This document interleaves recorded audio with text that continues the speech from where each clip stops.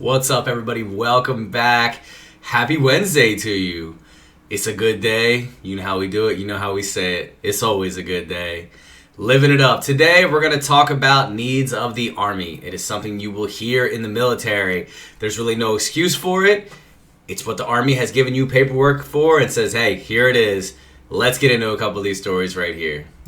So when it comes to needs of the Army, you are no longer an individual anymore. You will have a first and last name, you will have a social security number, but you are pretty much a piece of property to the military.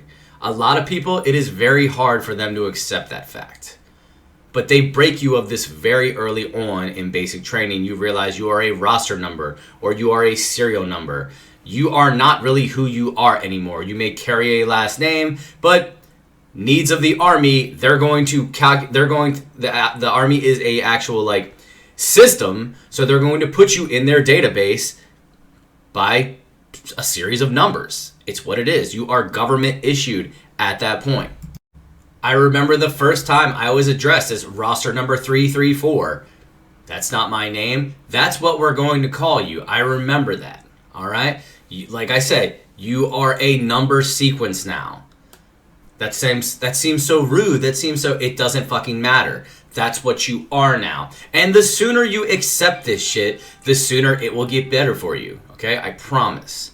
So, moving into our stories here. When I was getting out of the military, we're coming up on that date, by the way, February 2nd, 2010. I had finished my second deployment. I was stop loss for that deployment. I was getting back to Fort Hood, and they were like, okay, now clean all your shit and get out of the military. That's what it was. Technically, I was past my contractual date. I'm really not supposed to be there anymore. Clean your stuff, get out. It took me like 2 months to out process, maybe even a little bit less than that. And then I hit Fort Hood gate. I remember waving goodbye to that gate at the same time. It's called an ETS. It's when you leave, you exit the Army, and you start your terminal leave, or you're going to have like a little bit of leave. You got to realize the military is a job. When you get home, you can file for unemployment. You can. I couldn't start college till the following semester, so I had a couple months off. I rode that unemployment train for a little bit. It happened. But it happened. So one thing funny that happened to me, needs of the Army is what this video is, and I'm going to kind of touch base on this. So when I start college, I'm in Richmond, Virginia. I'm living with my friends in Richmond, Virginia.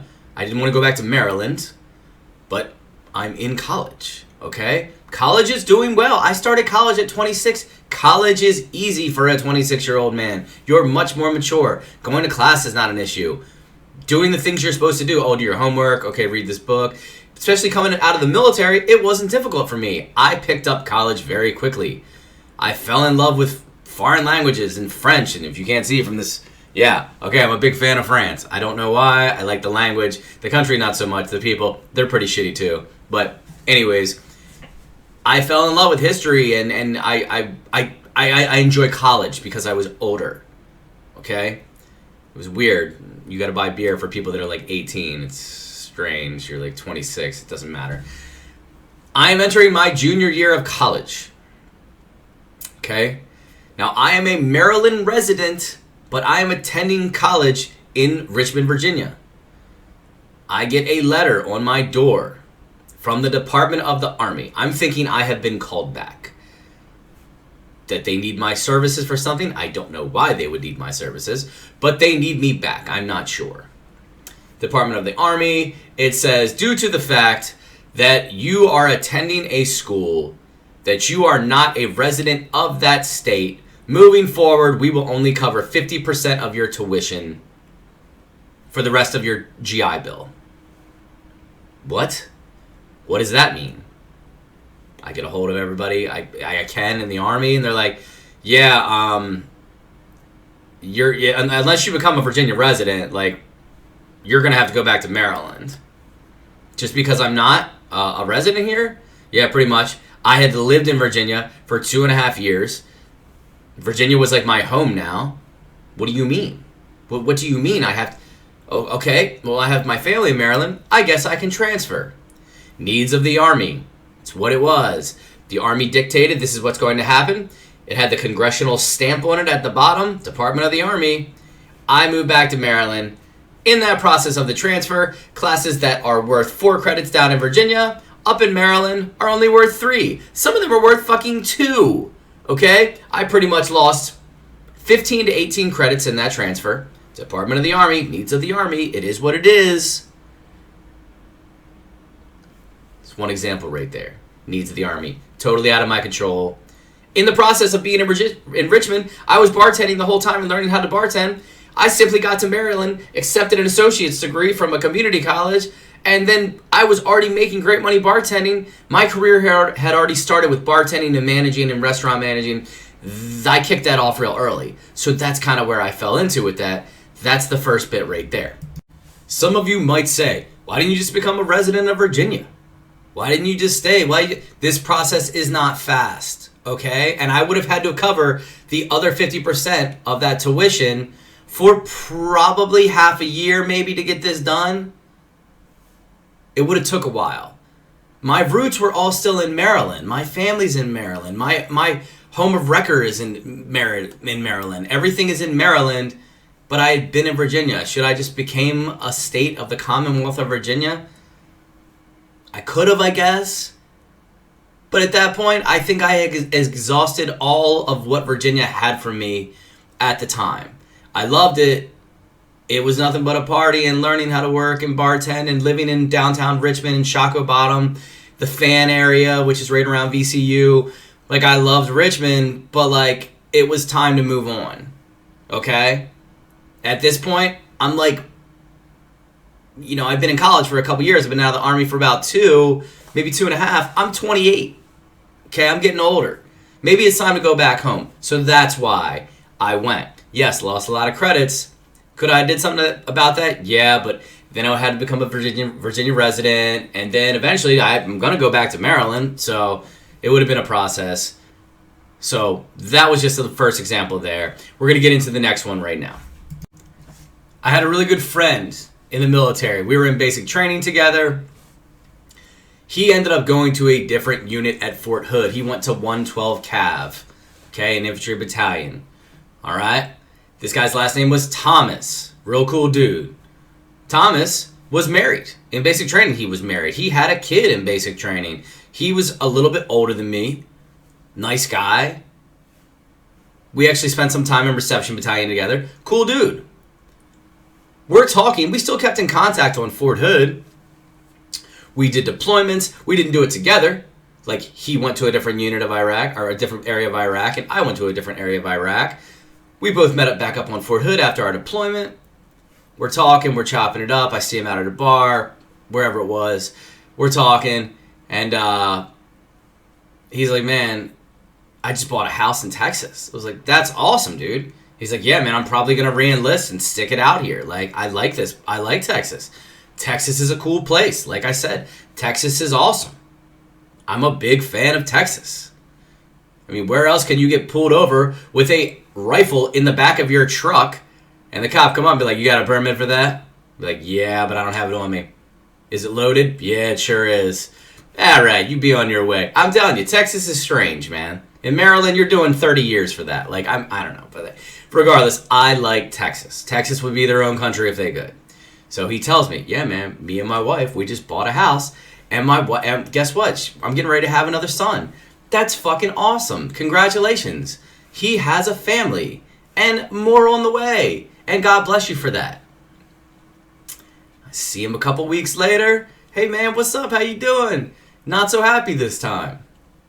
What's up, dude? What's up, T? Call him T, Thomas. What's up, T? He's shaking his head. I'm like, what's going on?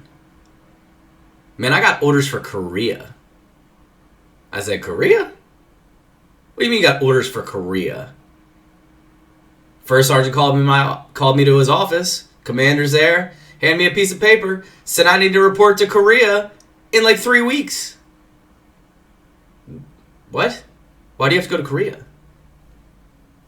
This is what I'm asking. Why do I have to go to Korea? I just bought a house here. I'm trying to persuade my case to everybody there. Like, I don't... Hey, needs of the Army. The Army said This soldier had to go to Korea. He didn't have a choice in that. They don't give a fuck that you just bought a house. They don't care that your wife is pregnant and getting ready to have another kid. They don't care. And this dude fought this. He fought it as much as he could. Ultimately, what happened? Pew! Enjoy South Korea, sir. Real things. Army doesn't care. I'm not trying to badmouth the Army, but once you sign up and you raise that hand and you say, I swear to defend the Constitution, you are not a person anymore. You are a number. I really want to get that across to people because I have a lot of young guys, we're going to get into this in another video, that talk about joining the military. It's not a bad option. I'm going to tell you that. It's not a bad option. But if there are things you'd like to do in your life and things you would like to establish and have, just factor that in to what the Army could throw you a curveball. I was going to touch on this on another video, but I kind of thought about it between doing edits of this. Let's just touch on it right now. It kind of goes in. I'm going to let you know this right now. The Army does not owe you anything. Okay? I'm going to say this again. The Army or the military, they don't owe you anything. Okay? You voluntarily signed up for this. There are no bleeding hearts here. You chose this life. You may have not have known all the things that would come with it, but you chose this life. I chose what I did. Some of the curveballs they threw me, I couldn't do anything with that. I just had to do it. But that's what it is. All right? I know there's a lot of people that might watch this and be like, that isn't fair, or this isn't right, or it doesn't matter. Okay? Do your time. Now, once you're out of the military and you're past where they can't really call you back and all of your inactive time is done, you can say and speak freely about whatever you want to. But while you are actively in the military, you do not have a choice. I remember this guy that went to Korea. He went and did his Korea thing. Fortunately for him, all panned out for him. His wife was still waiting for him when he got back. Okay? He could have took her over there with him. But he's like, I just bought this house. I'm not raising my kids in South Korea. Like, it's only a year. Like, he didn't do that second deployment to Iraq. He went to Korea instead. It's a deployment. You're away from the States. It's a deployment. It's what it was. The Army doesn't owe you anything. All right? The sooner you accept it, the sooner it will somehow make sense in your head. You are a roster number. You are a serial number. This doesn't make the Army bad. Okay? Some people really like that structure. I've met tons of guys in the military that never had shit before they joined the Army.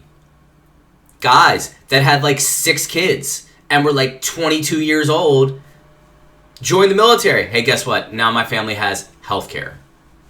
And they say they're going to give me college one day. I actually gave that to my wife. These guys wrote it out 20 years. These guys joined up at 18. They're 38 and out of the military. Retired. There are a lot of pros of joining the military. Tons.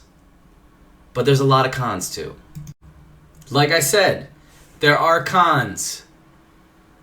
But in the grand scheme of what the Army is, you signed up for a reason.